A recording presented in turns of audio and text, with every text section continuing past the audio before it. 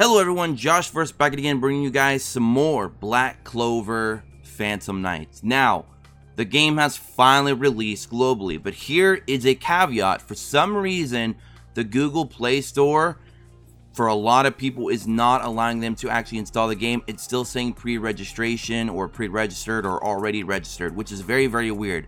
However, thanks to the great community that we already are starting to build here, we already have a solution for that, which is really, really cool. So we're going to be using an app called TapTap. You can search it, I believe, on the Google Play Store, or you can just go to the website taptap.com, install it for Android, and then go ahead and drag it into your, it'll either be in your downloads folder that you can install on your phone, or you can drag it into the actual emulator if you're using an Android emulator. So you can see here that we already have TapTap. We're going to go ahead and open that up. And you can see with the APK, it's right here, the TapTap APK that we downloaded from the website. And then you'll be presented with this screen. You just go down here to the bottom and click Discover. And then you go to the search bar here. And then we're going to go ahead and click Black Clover. You'll see that it'll pop up. Phantom Knights pre-download US. Click Open. It'll go ahead and download the APK to your device. And then you go ahead and open it up. Now, I'm not too sure what Bandai is doing. I'm sure they'll have that corrected to where it'll be available from the Google Play Store for everyone, hopefully very soon. But until then, this is a good workaround for that. And then, of course, when you do that, and then you open up the game, you'll see that the game is now on your Android device. So we're going to, prove that right now to a lot of you. I'll show you that we're in the game here. Black Clover, blah, blah, blah. You can see the game is up. It's in English. It's all good. We're on version 1.0.2, which is the correct version. You can check your Play Store and you can see that. You'll need to, we don't want to read the story, nothing like that right now. We're just trying to showcase that the game is indeed working. So you can see here where you can actually do the tutorial now. We're actually battling. So that's how you do that. Now, another part of today's video I want to discuss is what emulators the game actually works on. I tested it on the Popular 4 on all different types of settings. So let's go ahead and just get out of the game for now. 2 emulators currently work, Nox and BlueStacks 4. I did not check BlueStacks 3 because it's predated, it's old. Everyone's using BlueStacks 4 now.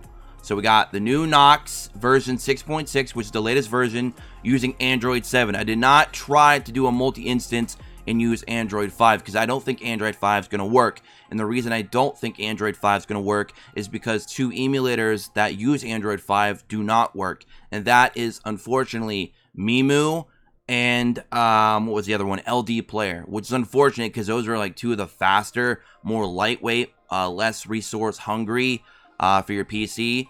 But unfortunately do not work. I tried all different settings. Maybe it'll work sometime in the future, but I just don't think it's going to work. Probably because the game wants you to run a more later version of Android, like Android 7 or higher.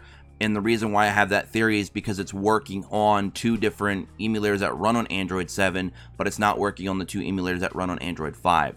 So to recap, the game does work on the latest Nox, does work on the latest BlueStacks, does not work on the latest Mimu. Unless Mimu has an Android 7 version. I don't know. I was using whatever version I had, so you might want to check into that. And I know for a fact it does not work on the latest LD Player because LD Player is still using Android 5.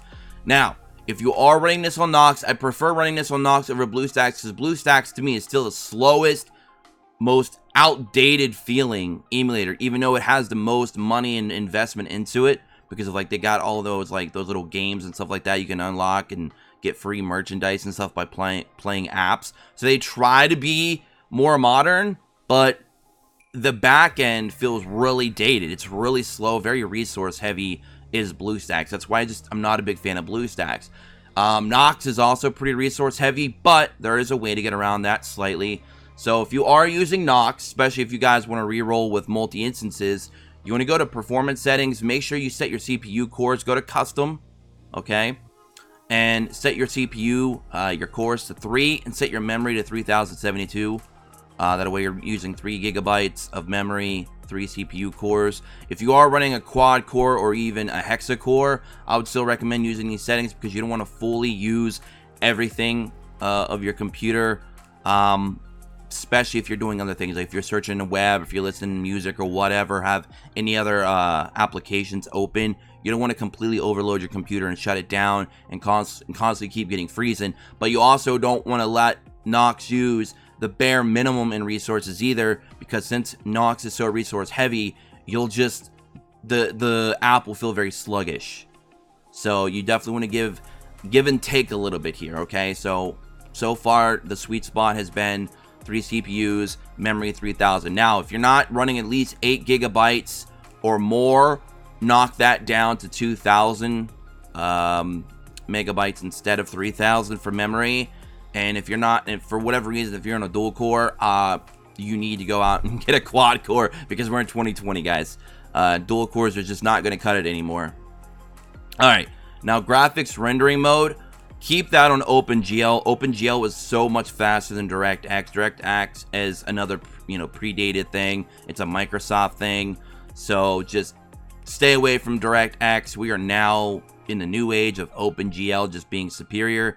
So keep that on there. And then whatever your computer's resolution is, set that for your resolution settings. Like right now I'm on 1920 by 1080. So I'm going to keep it there. And that's pretty much it. And then you just go in and click Save Settings. It might make you restart Nox. Do so. And then you should feel Nox being a little bit faster. Now, if you are using multi-instance, when you do your multi-instance setups, make sure that you put your FPS to 30 for all your multi-instance windows. And then when you're done re-rolling and you're just playing on one window, then you can go into the settings and adjust that back up to 60, guys.